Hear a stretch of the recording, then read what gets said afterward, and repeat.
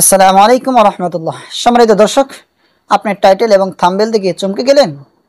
আশ্চর্যের কোনো কিছু নেই, কারণ এটা আহলে হাদিস শায়েখ এবং তিনাদের মুরিদ দিয়েই সম্ভব। সম্মানিত দর্শক, আহলে হাদিস শায়েখদের অন্যতম একজন শায়েখ মুজাফফর বিন মুহসিন তিনি মন্তব্য করেছেন আল্লাহ তাআলা নাকি নবীজি সাল্লাল্লাহু আলাইহি ওয়াসাল্লামকে বেদব বলেছেন। নাউজুবিল্লাহ।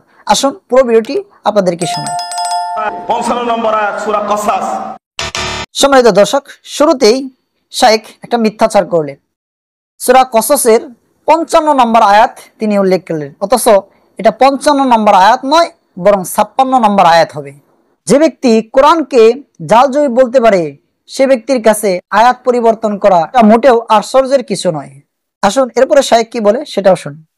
বারবার পিড়াপিড়ি করছেন আব্দুল মুত্তালিবকে, আবু তালিবকে, চাচা ইসলাম গ্রহণ করেন না, বাকিটা আমি দেখে নেব, শুধু বলেন লা ইলাহা ইল্লাল্লাহ, খালি বলেন লা ইলাহা ইল্লাল্লাহ।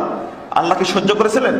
আল্লাহ কি বলেন? মুহাম্মদ ইন্নাকা লা তাহদি মান আহবাবতা ওয়ালাকিন্নাল্লাহা ইয়াহদি মান ইয়াশা।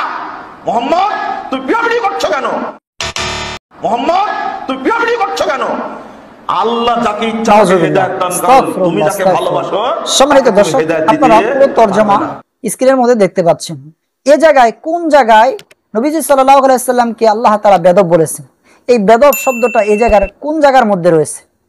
সম্মানিত দর্শক, শায়েখরা এভাবেই কিন্তু কোরআন হাদিস বিকৃত করে, যা সাধারণ মানুষ বুঝতে পারে না। সম্মানিত দর্শক, এই শায়েখ কিন্তু কোরআনকেও জাল বানিয়ে ফেলেছে। এই শায়েখ কিন্তু কোরআন নিয়েও মিথ্যাচার করতে দ্বিধাবোধ করেনি, হাদিস নিয়ে তো বহু দূরে। সম্মানিত দর্শক, আসুন না এই সমস্ত শায়েখদেরকে আমরা বয়কট করি।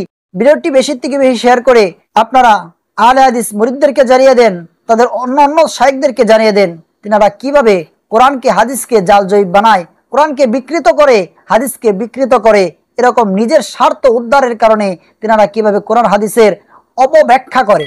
সম্মানিত দর্শক, নবীজির শানে এরকম কথা আদৌ কি আল্লাহ তাআলা বলতে পারেন? কখনোই না। সম্মানিত দর্শক, এই সমস্ত শায়েখ থেকে আসুন আমরা বাঁচি, ঈমান এবং আমল নিয়ে যেন কবরে যেতে পারি।